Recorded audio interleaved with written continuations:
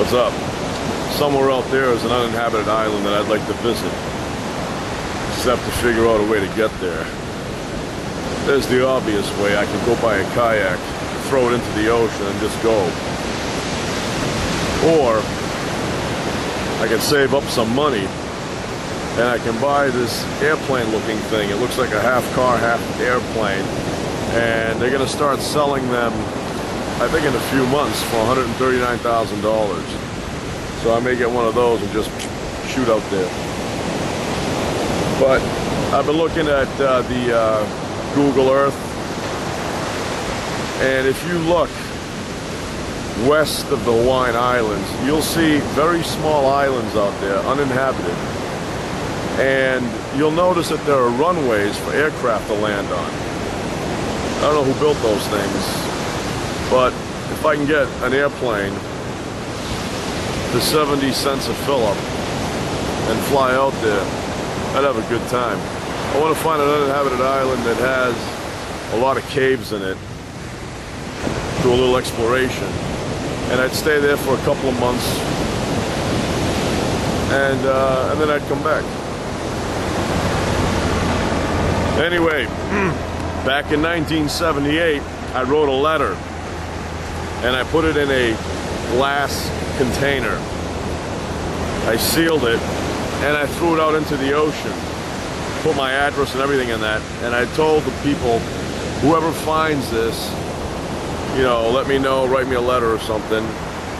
It's 2008, almost 2009 right now. No response. There's like a floating object out there. I have no idea what it is, just floating around. You remember the story of the 5 Chinese brothers? One of them committed a crime. They sentenced him to death. And every time they try and execute him, he'd say, can I go home and say goodbye to my mother? And he would be replaced by another Chinese brother who had the talent to withstand whatever method they were trying to execute him by. So one time they were trying to drown him, and one Chinese brother was able to swallow the entire ocean, take it into his head would become huge, and he wouldn't drown. Every time I come here, I think of that story, and I wish I had the ability to swallow the ocean, because then I could walk around here and look for sunken treasure ships, make a few bucks. I had a dream one time. I was fishing off a pier, and there were angry fish in the ocean, and really, really mean looking, and huge, like 7, 8 feet, a few hundred pounds, with big teeth in the front. And they'd swim so hard in the ocean that they would temporarily freeze the water in the position they were swimming in. So you'd see, you know, like the water would look like walls of water. And I had a little teeny-weeny fishing line trying to pull the fish out of the water. And these things were monsters. They were like elephant fish with angry faces, you know. And I woke up and I had a craving to eat a fish. I like fish. One time I was swimming here and I saw fin. And then I saw more fins. And I came out of the water, I thought it was shark. And then I kept looking and looking, and I saw these things jumping out of the water, and it was dolphin. Another time I was swimming here, kind of floating on my back, wasn't paying attention, and the current dragged me all the way out there, very far. When I looked back to the shore, everybody looked like that big to me. I had a hell of a time coming back in here. I used all my energy. Very powerful undertow in here. There's a big ship out there. Bigger than the Love Boat. Remember the Love Boat?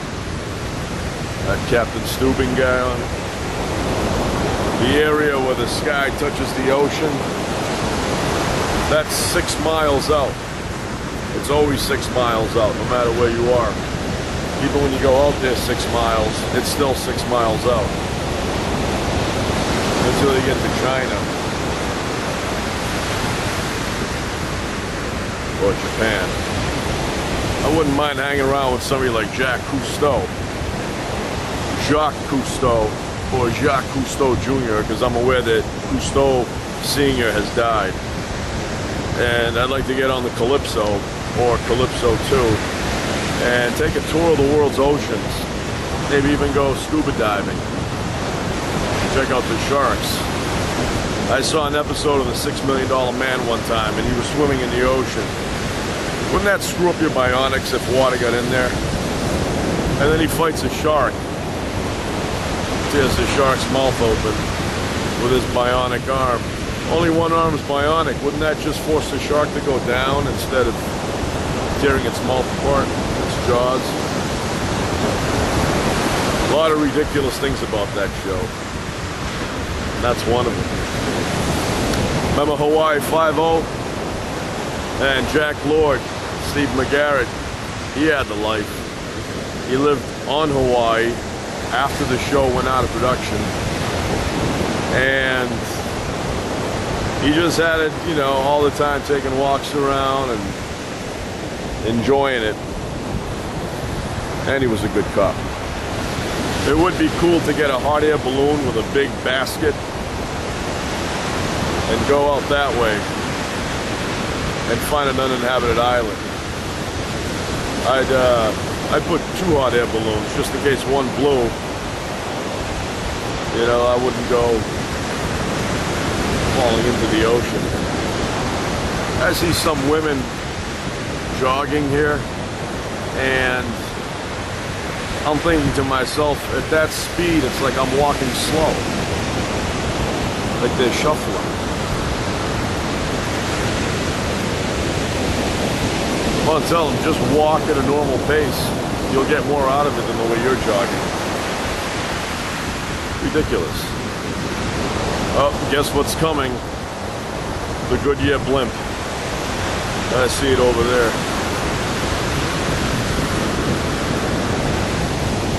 You can go down to Carson and get a ride on one of those things.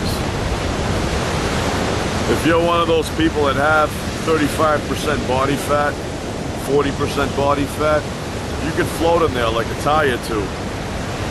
But if you're one of those skanky people with 3%, 4%, 5% body fat, you're gonna sink like a rock. Don't even go in there. Okay, fat people can float without any effort. If you're skinny, you gotta concentrate. Otherwise, you're gonna go down.